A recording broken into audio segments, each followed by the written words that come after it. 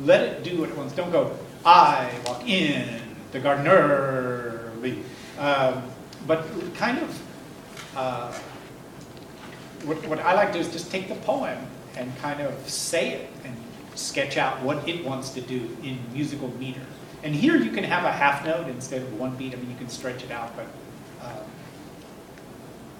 so Schumann, Dichterliebe, I walk in the garden early. So that's the rhythm that he set that to. Franz, at the bottom of the page, as I walk in the garden early. It's a different setting of it. The thing they both have in common are the strong words or strong places in the measure. The only time you might want to go against what it's doing is if it's a poem about getting lost or confusion or something. Then I am lost and confused. Then you can go, I am lost and confused. And it would kind of add to the confusion. All right, I don't think that's where we're going. So in other words, if the poem wanted it, you could do it, but pretty much look at your poem. Collections of poems. We have lots of collections of poems in the library. Nowadays on the internet, you can pretty much search best loved poems or best loved short poems or something like that. Anybody have any favorite poets? Evangeline by Henry Wadsworth Longfellow. Oh, Longfellow. All right. A lot of times you like one poet, kind of leads you to others. I like Edward Lee Masters, who never anthologies, but they tend to be a little bit long. I like Robert Frost. Frost, yeah. Some of his tend to be pretty lengthy, but very, very powerful. I mentioned the four-line poems. Hers, you kind of want to look for something that's powerful. Not something light, like a nursery rhyme, but more something that has a lot of meaning in just a few lines. Page 167, syllable and melismatic methods of setting text setting. So you could have one note per word, and there are times where you could have many notes or more than one note per word.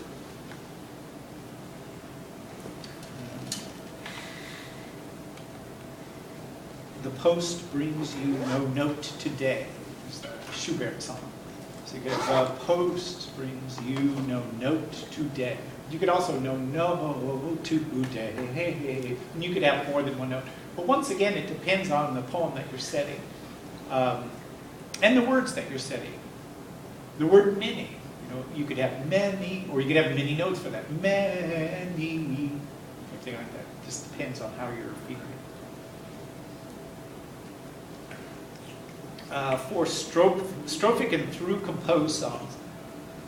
Strophic would be you just create the music from the beginning, or excuse me, you have like a first verse, second verse, third verse.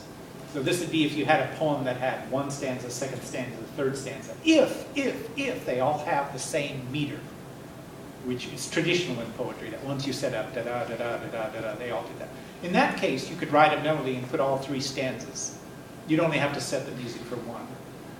The second is through compose. That would be no repeating in the music. You just continue to compose all the way through.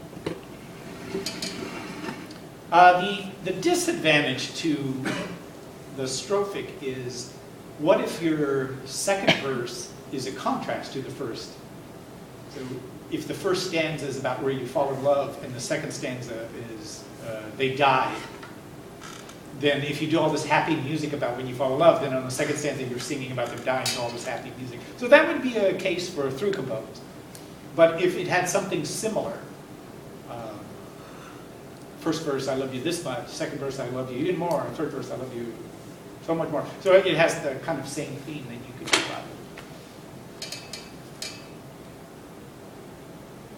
that. Vocal notation, take a look at page 168. Traditionally, at the top of figure 534, this letter A, you would not beam separate syllables. Like spring is, two different words, two different syllables, you would not beam it. However, I'll be the first to say, More modern composers are doing it like letter B now, and that's okay. In fact, it makes it easier for the singer to sing it. You can see how letter A is confusing on spring is come, because you've got 3/16 and then 1 by its lonesome. Whereas the second example, you have spring, and then it's the slur that tells the singer they do all 3 notes on one syllable. That's much easier to read. Yeah, I would think it was like a triplet or something. Yeah. So I'd actually prefer you beam it rather than do it the traditional way. They give a bunch of poems here. Robert Burns, Yeah, one. "Ye flowery banks, O bonny Doon." Okay, a little British or Irish sound there. Why was it a long time ago in England no one knew how to spell? Do you know the real reason for that? Why? Webster made the first dictionary.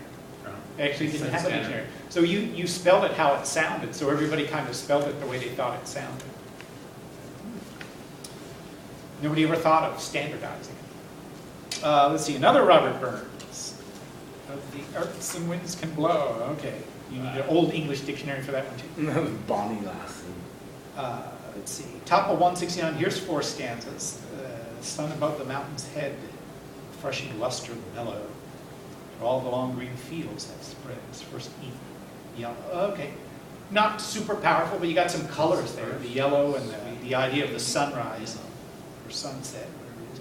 Thomas Haywood, here we got 8 lines. "Thy winged nightingale sing." Okay, so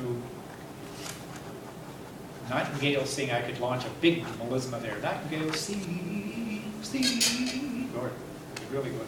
But it's already 8 lines. And the next one's 12 lines. And the next one's 8 lines, although some of them are pretty short. "Away delights, go seek some other dwelling, for I must die." All right, there's an augmented 6 if ever I heard one. Words like this one, very powerful words like pity, for pity, fire in their heart. That's the kind of thing you want to look for, something that's got some very powerful words, so you can put some very powerful chords. The next one, this is a nice little touching poem, "Four Ducks on a Pond." This is deceptive. You think it's just some little kiddie thing, but it's actually got some deep meaning. "Four ducks on a pond, a grass bank beyond, blue sky of spring, white clouds on the wing. What a little thing to remember for years, to remember with tears." So it just sounds so simple until you get to the last line, and then you realize it's rather deep. But to give you an idea, if you look at the last 2 lines, to remember for years, to remember with tears. So that to me just screams deceptive cadence. To remember for years, to remember with tears. Except I probably wouldn't do a comic drawing there. Have something really interesting. To remember for maybe Tom Tony finish.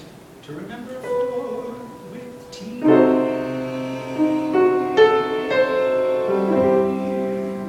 So tears is pretty powerful too. So even on the very last chord there, you could stick a comma. What about a deceptive too? You can do deceptive, where they like Yeah. remember for years, deceptive, and then come back. Yes. Remember with years. Yes, you could. Because that's, I mean, it's going to be the same tempo and rhythm. Yes. We do a lot of things. Anytime you see 2 lines that are exactly alike, except for one thing, that's kind of screaming for deceptive. And then 8 lines here. Oh, this famous poem, "Jenny Kissed Me." Yeah. Yes, to me.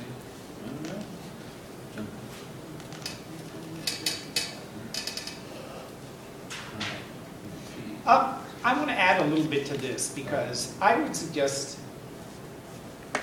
trying to read a lot of poems. Now, poems are tricky because you read them once really quickly. You really actually don't get the depth of it, especially if it's a good poem that has a lot of depth. So that's why I say, do you have any favorites? If you took English, if you want to ask any English teachers, do you know any really powerful short poems or something like that? Oh, go look at the wall, the poetry wall over in the library. Was that it? Yeah. Communication semester, they got rid of all the listservs. I Nobody just knows walked what's through going there on. the other day. Yeah. I noticed they got all the models out of there. Yeah, but they got the math poetry and they